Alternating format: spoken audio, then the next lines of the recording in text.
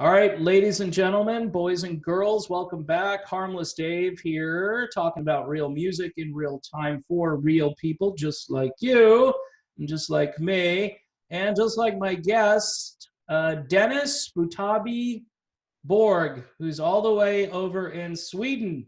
Can you believe Sick. this? We've the magic of Zoom. How's it going, Sick. Mr. Butabi? I'm doing all right, Dave. Thanks for having me. 6 hours away from you. Yeah, it's 6 hours ahead of time. I guess it's better. It's easier than coordinating an interview with an Australian guy. So I guess this is, I'm working on that. I'm trying to get one of your coworkers on here. But, Imagine how it is working with him. oh, wow. Yeah, that again, you guys have to do that coordination because nobody's going to be taking a flight from Sweden to Australia or vice versa right now. So how you doing over there? I hear you guys were never locked down over there. That's good news, I guess. I think you're talking about the Corona situation, and as I said to you before, I think Sweden has been one of the most liberated countries when it comes to isolation and stuff. We haven't really locked down that much that other countries have. So I've been working all the time, and my kids have been going to school, and we have this limit places that we can't be more than 50 people on the same time, but apart from that, it's rock and roll as usual. Yeah, so are you guys having concerts over there too? We used to have concerts, and some promoters decided to continue with concerts with the limited audience of 50 persons, but that couldn't really bear money, so not really anymore. Yeah, so until you guys can maybe make some money and have a few extra people in the room, it probably doesn't make sense to do any shows. And all the big summer festivals are canceled, obviously. Yeah, that's too bad. So tell us about your nickname. What's Butabi? Where'd you get that from? It originates from an old, the old SNL sketch with the Butabi brothers. Okay. Will Ferrell and what's the other guy? Chris Kattan. Yeah. Did it is what is love, baby, don't hurt me. Very old SNL sketch. Yeah. And when me and my close friend, we were growing up and we were going clubbing. I was more of a nightclub guy at that time, and we kind of developed their personas and the outfits and all of that, and we simply became called the Butabis when we were out. And then when I started playing a lot and making a name for myself in the musical business, I decided to just adapt the name. So I actually, it's in my certificate now. I'm legally called Butabi. So it's not a nickname anymore. It's actually my name. It's in my driver's license. Nice. So, and when people call you Dennis, you just say no. I mean, most people at home around my friends call me Dennis, but as soon as I'm in some way in a formal musical position, people normally call me Butabi. Okay. Well, hey, I just wanted to figure that out for myself. I didn't ask around. Somebody just said, talk to Butabi. He'll talk to you. I was like, okay, I'll call Butabi. It's a funny name. I'm the only one with that name in Sweden, obviously. So. Yeah, it doesn't sound like a Swedish name, so not at all. So you're in a band called Cruzh, and by the way, for my audience, it's spelled Cruzhz instead of an S.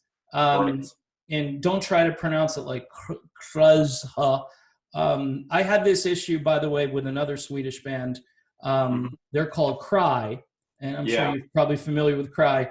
I was calling them Cray for about 6 months until, somebody sent me a message and said, Dave, it's Cry. I was like, oh, okay. Because it was CR and the I. So you Swedes are into finding a niche, which I think is good. I think it's cool.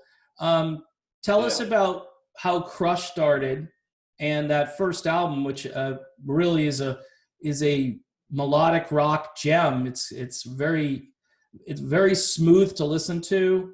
If people haven't heard it, you should go Google it, go on to Spotify and so forth.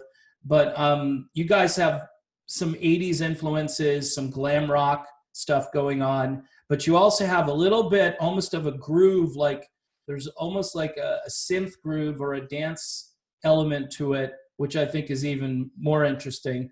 Tell us about that. So the band, it all kind of started like 10 years ago, before the band Cruzh was started. I was recruited by a Swedish sleaze rock band called Trash Queen. And that's where I first met Anton, the guitar player, that I later formed Cruzh with. And we had a kind of good role with the sleaze band. We were, things escalated kind of quick. We were in a contest where we were crowned the next best unsigned musical act of Sweden, like 2011. And we played some great support gigs for bigger bands and stuff. And we also started recording our debut album shortly after that competition. Yeah. However, we were wild, stupid, younger, not that coordinated like we are nowadays. So for various reasons, the band died before the album was released. We went separate ways, and some of the elements from our old songs in Cruzh songs, of course, we took parts and polished them and made them into new songs. Yeah. But after that, Anton and I decided to continue our musical journey together. So we hired a keyboard player who we hired a keyboard player to play on the Trash Queen album, and the three of us started writing songs together in a more melodic vein, and started Cruzh as a project at first. We just we kept our personalities or our identities secret, and we just wrote songs, recorded demos, and put them online to see what people thought. Yeah. And it was kind of, I mean, we did all the demos at home, so the quality was so-and-so, but we got some pretty good reviews from the start. People started comparing us to REO Speedwagon and stuff, so that kind of made us boost our confidence a little bit. Yeah. And we, about the name, we were actually called Cruzh with an S from the beginning. Yeah. Not long though. We had some pictures out online, and then some other idiot band called Cruzh contacted us and threatened to sue our asses off. So, and we kind of believed in that, so we changed it from S to a Z. Yeah. And biggest mistake of our lives, obviously, because people have a really hard time pronouncing it. When we played a Frontiers Rock Festival in Milan, you know, the Italians, they call us Cruzh. Cruzh, and I mean, people call us Cruzh, Crash. Even my mother calls us Crash. I mean, how hard can it be? Wow. But you own it now, though. It's kind of like a trademark. You know, you got the Z in there, and I guess so. We have to live with it. We can't change it now, so. Yeah, I mean, you got kind of a logo. I can see it behind you in that picture, the Cruzh logo there. Yeah, it looks good in picture, I think. Yeah, I mean, I mean, obviously branding is really important. I'd be stupid to sit here and tell you that, you know, if you start a brand and it catches on, it tends to be an identity, and then people associate the music with, ask the band Chicago, for crying out loud, with their logo that looks like a Coca-Cola symbol, and people just associate that with their brand, and you know, it's a good thing. And once you get over, once you're smarter about it, like it took me a minute or two to figure, it's Cruzh. Okay, Dave. Yeah. You know, the Z is like an S here. But that first album, how did that go over as far as like the folks over in Sweden? I mean, Sweden is kind of spoiled when it comes to this kind of music. Yeah. We have a lot of talent, and we have a lot of great bands. So I wouldn't say that Sweden is our where we have most of our fans. Okay. I mean, I think we get most of the support from countries like United Kingdom, Germany, the States, about around mid-Europe. I think there's where we have a lot of fans. Actually. Yeah, probably I mean, Italy. Yeah, exactly. Yeah. Italy and Spain. Yeah. But Sweden have been supportive, but our genre is not really the thing here anymore at all. Yeah. So we have this kind of narrow, small gathering that really supports us and really likes us, and that goes for England as well. I mean, we can play some live shows in England, and it's the same familiar faces that we saw in Italy a couple of months ago. So they're very, very supportive, and they really love the music. So yeah, it's familiar and fun. Yeah, well, I mean, you mentioned that it's weird because when I think of Sweden right now, I think of that's where all the great melodic rock or a lot of it is coming from. So you would think, I'm from the States, you would think that people in Sweden are like, hey, this is great. It's in our backyard. We're going to go listen to these groups and so forth. But you're telling me a story that's very similar to what is going on here in the United States, which is this format, like I say in videos, it doesn't have a support system. We can't get it on the radio. We'd love to hear your music on like a mainstream active rock station, as you like to call it over here. But we had Ghost get on the radio, which I think was interesting because I think they represent something that is different and good for them. But I think it's their persona, I think, that drove them onto the radio to some degree. They're dark, but yet their music isn't as dark as their persona. Exactly. So it's kind of weird, but you guys are you're out there celebrating your glam rock and your melodic tendencies. That those first videos I remember seeing, the guys were glammed out, which I thought Alice Cooper and Def Leppard and all that, those guys are probably really proud of, that you guys are keeping that kind of tradition alive. Is that your intent, to kind of bring those sorts of influences in, or it does just evolve organically, or did you have, like, what are your influences as far as a musician? I mean, it's obviously we're not trying to reinvent something. We take what we love from and most of the band members have some of their favorite music and influences in 80s rock, of course. Yeah. So we really create music that we would like to hear on ourselves. Yeah. And you mentioned Def Leppard, obviously one of our big influences, early Bon Jovi. Yeah. For me, it's all about 80s Kiss. They're my absolute biggest inspiration. Paul Stanley mostly. He's my biggest inspiration as a musician, both as a performer, as a lyrical writer, as a songwriter, and he's the whole larger than life persona. That's what I want to contribute to my fans when they see me live. No, it's part, I guess, the performance element, the showmanship, the fact that Kiss obviously wore makeup for a number of years. They took it off. They've got it back now. And it's probably helping that they're wearing it these days. Exactly.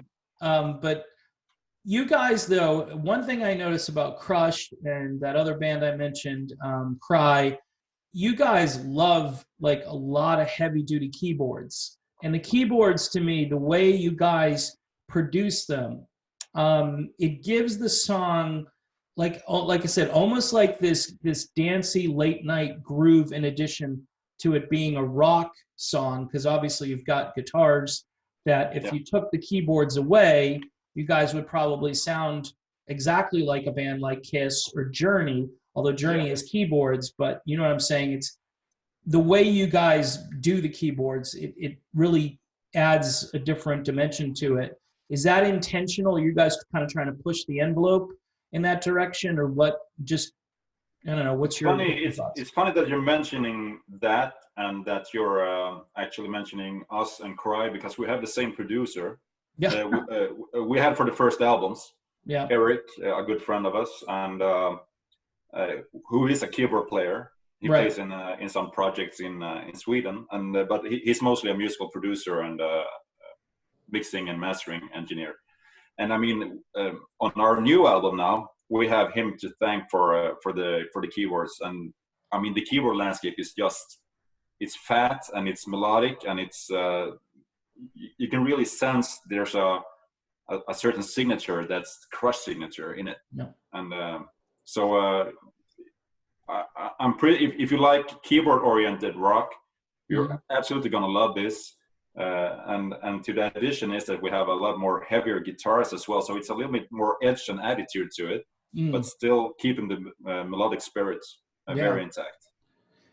Well, you know, that's right up my, as I like to say, it's kind of right up my alley as far as, you know, I've missed this kind of music being in the mainstream, and I think that's what's so disappointing, that, you know, when the 90s hit here in the United States, you know, everything just almost literally overnight. It took like a couple of years to kind of really eradicate these bands that had started in the early 90s or late 80s. You know, I think of a band like Danger, for instance, that was poised to kind of take over and be a force. Gone. Bands like Mr. Big, who 1992 was their biggest year, and then they couldn't get a parking ticket after that. You know what I mean? So you have some of my favorite bands from that exact time. You mentioned Danger, Warrant, Winger, Slaughter. I mean, all Firehouse. of those bands. Firehouse, exactly. So Trickster, also. Yeah, it's another great band. And as you said, it just died overnight, and some of those bands tried to adapt a little bit to the grunge movement. Yeah. And they did some records, hated by many, but I think that an album like Warrant's Dog Eat Dog has some magical moments. I mean, it's not their signature sound, but still they tried to do something, and and then it died. and then there was like almost like a post-grunge scene, and then since then it's been really a focus on dark, kind of like dark lyrics, and guys, you know, I make a joke, but most of the vocalists, they kind of sound like Cookie Monster. You know, they have this like to their voice, and it's just weird, because I grew up with, you know, Lou Gramm and Steve Perry and Sammy Hagar, and guys who all of them had different voices. They could all climb the ladder. They all had this like ability to be just beyond, you know, this sort of this monolithic sound to it. So what you guys are doing, quite honestly, it's almost like having a revival of some kind. I mean, Frontiers is a label that I keep going to. They're all friends of mine, Alessandro and Serafino.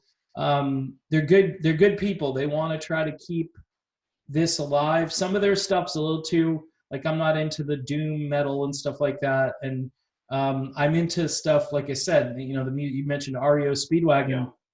As a 15-year-old, my favorite record in the world for years was High Infidelity. I mean, that thing, the glossiness to it, Kevin's vocals, Gary's guitars, I mean, the whole thing, it just, you know. Total package. Yeah. So, I mean, you guys have a new record. When is the new record scheduled to be released?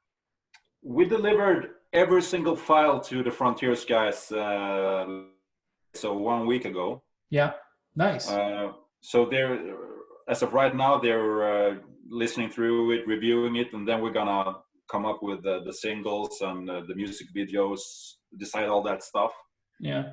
I mean, the whole Corona situation has kind of slowed things down. So they haven't given us an estimated time for release yet. Yeah. But unfortunately, I think it's gonna be a little bit longer down the road than it was from the beginning. Yeah. So I can't say anything because I don't know, but I think Frontiers will have some news surrounding title of the album, some artwork, and release dates very soon. So. No, that's good. That's good news. I mean, your last album came out in 2016, so it's been a little while for a band, like yourselves, and the way Frontiers typically does Yeah. things. They usually like every couple of years. Was that intentional? Were you guys just kind of slow at coming up with new material, or did you want to take a No, break, or what was going on? we've had a major change of the lineup. So Anton and I are the only dudes left from the beginning. Yeah, So that's really the only reason that things slowed down. We were, I mean, the songs we're going to release now were probably, most of them were written about the time we released the first album. Had material, yeah, but we didn't find the right singer, and we recruited Matt, our drummer, old friend. He's been a friend of us since forever, but yeah. he became a formal member around 2017, maybe, I think.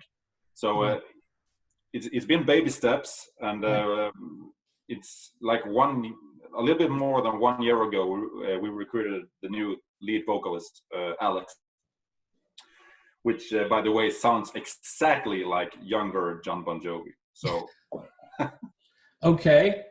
Well, that's I'm just I'm amazed by him. He's just the perfect front person that we've been looking for all this time. So those 4 years have absolutely been worth it. It's been a long time, obviously, and we've been from hot to cold, but we're ready for revenge now. And I mean, he has the looks, he has great charisma, and he sounds almost like a combination between Bon Jovi and Sammy Hagar, as you mentioned. So wow. I can't wait to play it for you. Was he on that video you guys did an acoustic version of Aim for the Heart? Aim for the Head. Aim for the Head, sorry. Yeah, we did. When we made it official that we recruited Alex, we decided to just make some cheap pop, and we recorded a acoustic version. Yeah, of, the biggest hit single from the debut album. Yeah, and I really liked. I loved. It's funny because Cruzh did the same thing. They did a couple of acoustic versions of the songs they put on their first album, and I really liked the acoustic. It shows like how good the song is, because if it comes out good acoustic without all of the add-ons and so forth, then you've written a good melodic song. And it follows in that tradition of like those acoustic power ballads like Poison and bands like that people were just eating. That was another thing too that drove me crazy, is you had all of this great unplugged rock that was from these harder rock bands, and they were really in, you talk about Warrant. I think they had a tune, Heaven, right? These groups that had these songs where they played part of it acoustic, or they did unplugged versions, and it was a cool time, and it's good that you guys put that out. We haven't started talking about this yet, but I had this vision, playing Aim for the Head live later. We can start off with the unplugged version, soft and calm, and then just bam, hit the pedal. It's gonna be fun. It's gonna be really cool. And people there's this debate. Some people who enjoy melodic rock or harder rock tend to think some of the softer stuff is cheesy, or it just and I don't know. I think that attitude came along, after the what I call the grunge apocalypse, after it happened, where people were thinking, hey, if it's not dark, angry, loud, then it's cheesy. And I can put a set of headphones on and listen to Crush and think, this is like ear candy. It's like therapy for me, because I hear all of these awesome sounds, and I can put it on and listen to some other stuff, and my head. I'll need a couple of pain relievers by the end of it, because it's just not my thing. But that's me, So we talked about the state of the music scene in Sweden. So is it, when you turn on the radio in Sweden, is it all like auto-tuned crap? What's it like there? I mean, mainstream radio is kind of like probably the same stuff as on your Billboard list. I mean, it's around the stuff, techno, was popular music. Yeah. Pop music, of course. Uh, it's kind of generic. I mean, I can listen to most types of music, really, and I'm a big fan of like ska and reggae. I'm a punk rocker from the beginning, and can listen. Okay. I have those influences as well, Yeah. and but I really can't stand, listen to hours and hours of the radio playing the same 30 songs over and over. It doesn't do anything for me, and yeah.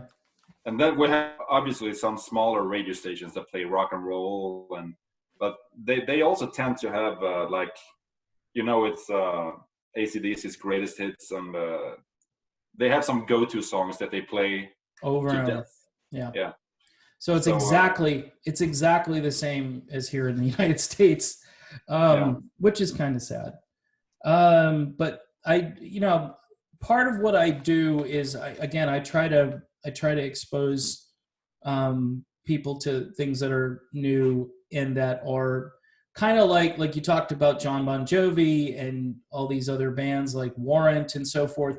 The fans really never went away. I mean, if Corona didn't hit, the biggest tour probably in, I would say, a generation would have been the stadium tour with Motley Crue and Poison and Def Leppard and Joan Jett. That would have been, and they waited a long time to cancel it. They were holding on, but I knew they were going to have to cancel it because it was a stadium tour, and the whole thing is designed around packing stadiums with people, and there's no way. I mean, they're talking about social distancing concerts and 1/3 capacity and so forth, but it showed me, and obviously that was Live Nation over here, who pretty much owned the concert industry, and that was going to be their flagship tour. And these are all bands, from 30 years ago plus, who obviously these fans never went away. So there is a market for what you do, and so I'm hoping that more people get turned on to it. And hey, Frontiers is the record label you guys are on for a second album, which is good. So you don't have a name picked out for the record yet, or is that's something I can't really talk about, right? You can talk about it, but you can't know it. So I can't tell you. It's decided. I mean, everything is done. The artwork is done, and Nice. all the legal papers and stuff are signed. So I can't give it to you, but it's kind of you have a somewhat of a Florida touch to it. So you might like it. Okay. All right, I like that. That's my home base. Sharks and jellyfish and palm trees and stuff, Okay, sounds good. I mean, look, Serafino watches all of these videos. Supposedly, he told me, he says, "Hey, I watch your videos."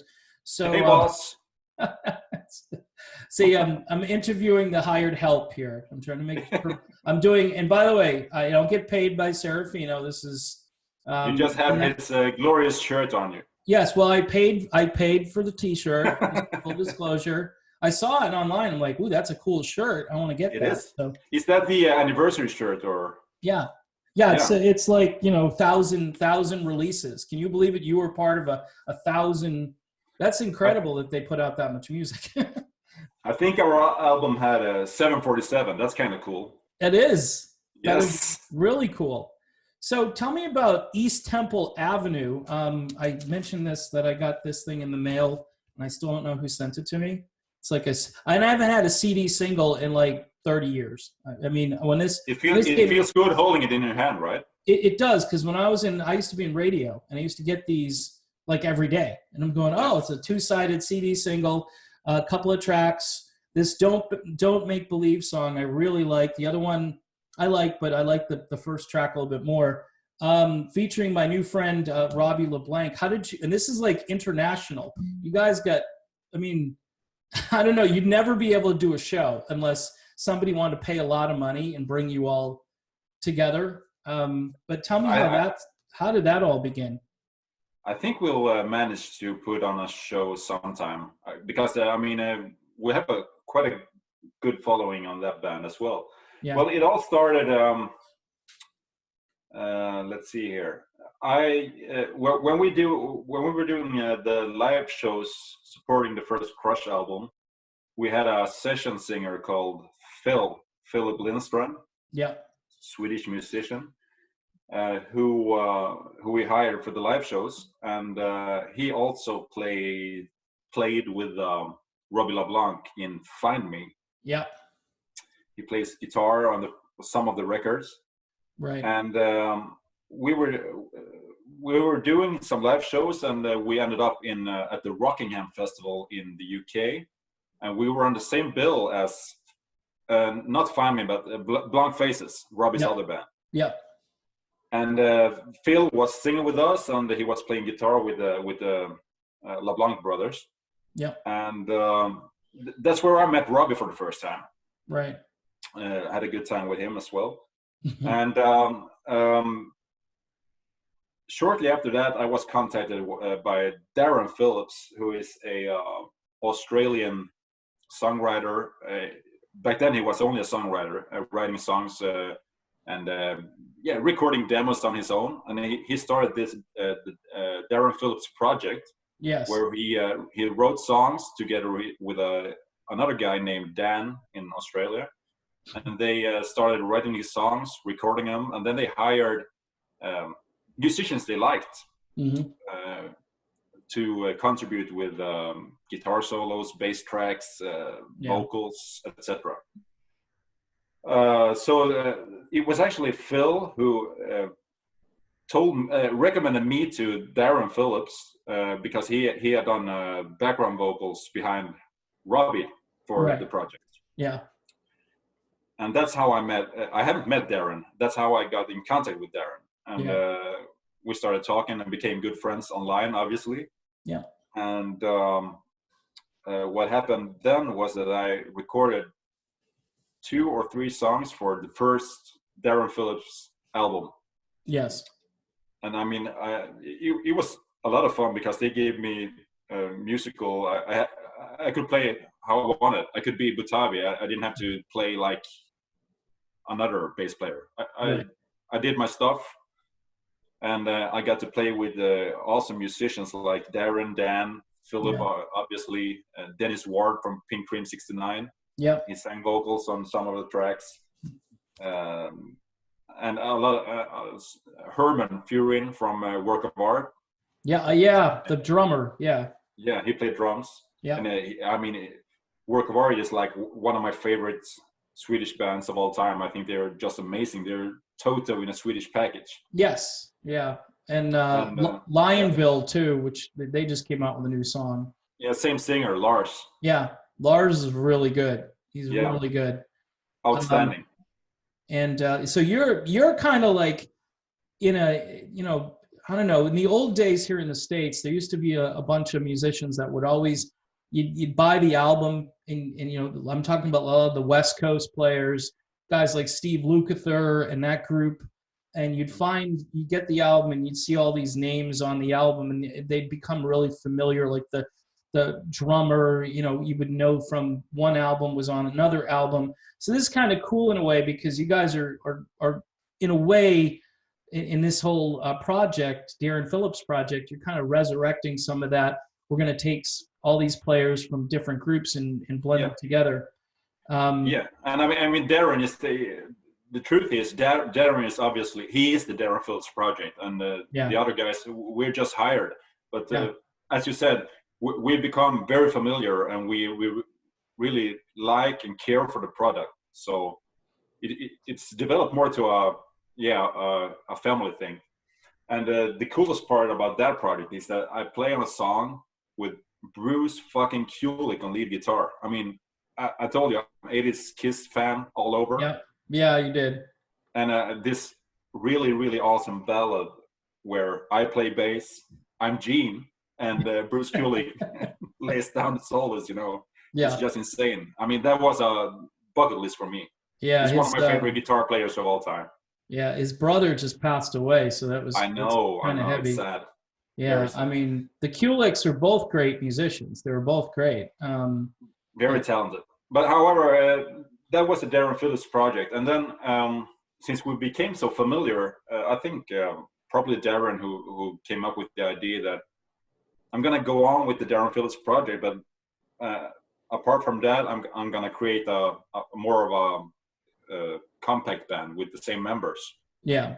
So that's so that's how we came up with East Temple Avenue, with me on bass, Philip Lindstrand playing the guitar, Herman, work of art, on the drums, Dan, the producer from Darren Phil's project, plays the keyboards.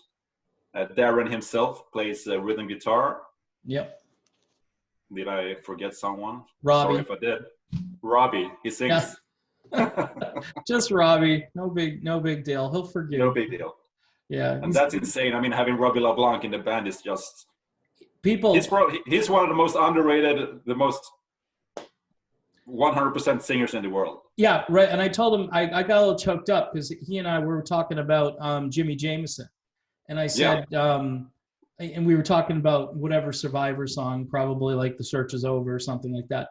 And I said to him, I said, you got some of that Jimmy mojo. I mean, he does. He's got that. He grabs the mic. When you hear it, he's like, he's taken over the song, and he's got a vocal too that can be deep, but it can go really high up there. And he just turned 60, which is remarkable to me, that a guy that age, and I'm not saying that's the end of the line, whatever, but he's still got it. I mean, he hasn't, if anything, I think he might be getting better with age. I mean, he's just fantastic. And, I mean, the stems he's delivering to us when we're recording, I mean, it just sweeps our feet off every single time. Yeah. So, I mean, it's almost like time gave us, the 1980s called, and they said, hey, we're going to send a vocalist in for you. And his name is Robbie LeBlanc. It just amazes me that he never really made it bigger before. When I interviewed him, I was like, okay, so what band? And then you talked about this band called the Furies that he was in. Yeah, Fury. Okay. Yeah. See, I butchered it, but anyway, Fury, and it got a little play on MTV and so forth, and it was big, at least got some airplay. But if you were to talk to somebody on the street here in the United States, they're not going to know who Fury is. They're not going to probably know who Robbie is. But man, he told me some really great stories about hanging out with Felix Cavalieri, and I listened to the guy sing, and I'm going, what a crime this was. I mean, who wouldn't put this guy in a band? I guess he and Frankie Sullivan had a conversation briefly to get into maybe Survivor. I don't know why that didn't happen. There's so many things I can't explain in life, but he's a guy who could front a number of different high-profile bands that are still out there, or he could have replaced any lead singer. Not any, but the great ones. Yeah, exactly. I mean, Foreigner. He could have sung in Foreigner. Yeah. And Kelly does a good job, but you could make an argument on a lot of different levels. So you're lucky that you get to work with these incredible musicians. He's a total sweetheart as well, and sometimes he's been too hard on himself. He delivers these tracks to us, and we're like, hallelujah, and he's like, I might redo one of the words, and we're like, no. We'll take it. We'll get the stuff that falls on the cutting room floor, Robbie. We're gonna run around, scoop it up, and bring it down, make another album out of it. Exactly. So East Temple, you guys gonna do any more recording? You're trying to do a whole album, or are these just like a couple songs here and there kind of thing? We're actually very close to recording the last track that will possibly end up on a full-length album. So we have, I think we have 10 or 11 tracks ready soon. Yeah. I'm doing one. This is my home studio, and I'm playing one of the last tracks tomorrow. So I think we're very close to finished. All right. Well, I'm sure I'll be in on that because I've got three of you guys are my friends, so that's helpful. Yeah, absolutely. All right. So are you guys, once this album comes out for Frontiers, a new Cruzh album, is this a touring band? Is this going to go all over the world? Are you going to tour Europe, or you're not going to tour? What are you going to do with that? The truth is, live shows is really our element. That's where we bloom out for real. Yeah. People who have seen us live often says, you liked our first album. I'm thankful for that, but we're more of fun-loving, pure rock and roll act live. Yeah.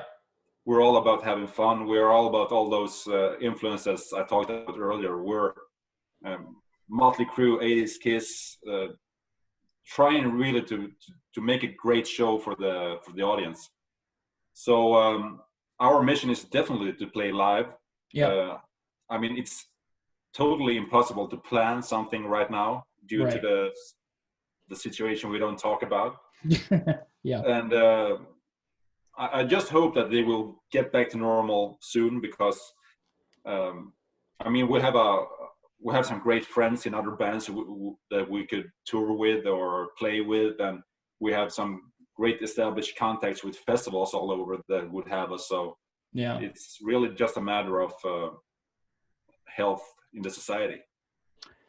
Yeah, well, I mean, there's so many musicians right now, they're in the same boat that you're in. It's kind of the wait and see attitude. They might have, I know there were a lot of releases that got delayed and pushed back just because distribution was a lot harder to do. Frontiers had a whole bunch of things that were coming out and they waited a couple of months. Yeah.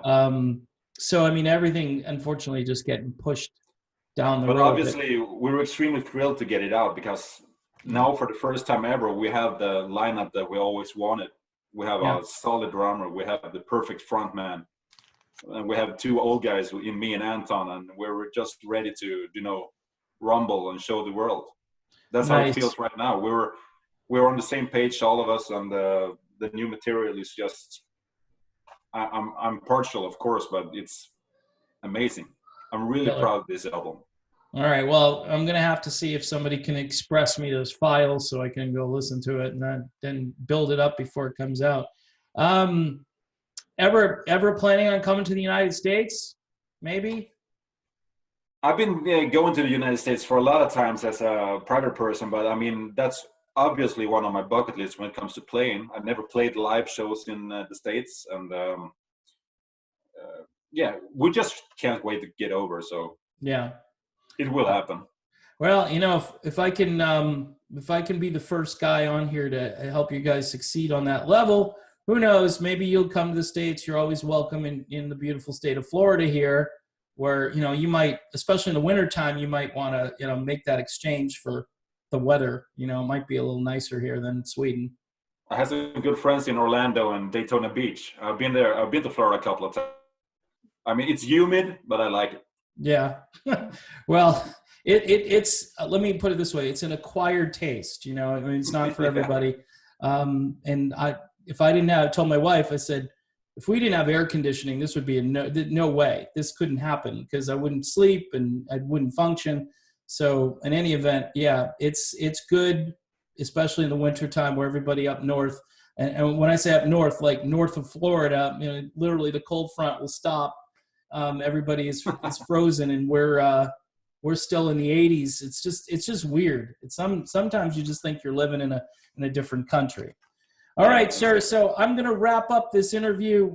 We've been going for almost 45 minutes or so, and that's kind of what I had planned.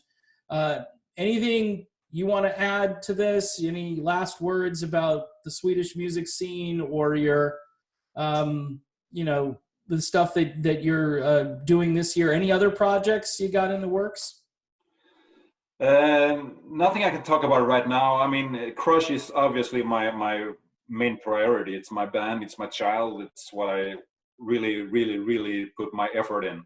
Yeah. And East Temple Avenue is just my very, very, very good friends that we're having a really, really good time with. And I'm thrilled about that album as well. Yeah. But I'm really thankful that you're picking us up and talking to us in this way. And to all the American fans or your YouTube followers, I just want to say, give us a try. I'm pretty sure you'll like it. If you like from this channel, Cruzh might be the next big thing for you. Yeah, and they might have to wait a little longer to get what the new Cruzh is all about. I mean, I can certainly tell everybody about the first album. Yeah. But definitely maybe the acoustic version of Aim for the Head, not the heart, Aim for the Head, might be a little more representative of what the band's all about right now. Definitely. You shouldn't listen too much to the first album right now. You can do that later. wait a couple of months, listen to the single now, and then you can hear the new album. All right. Sounds good, sir. So thank you for being on so much. I appreciate it. Your time difference really worked out a little better than Darren's did. And I know Darren and I are probably going to have a conversation at some point if we can coordinate it. But he said, you got to talk to Butabi, man. He'll talk. He's a great talker, and he can explain everything to you. So I appreciate You're going to have a good time with Darren as well. He sounds like Crocodile Dundee, so you might have a hard time understanding him, but he's a nice guy. Yeah, I love all the accents. It's great. All right. Thank you, Dennis, and God bless. Take care. Stay safe. Stay safe, America. Thanks for having me. All right.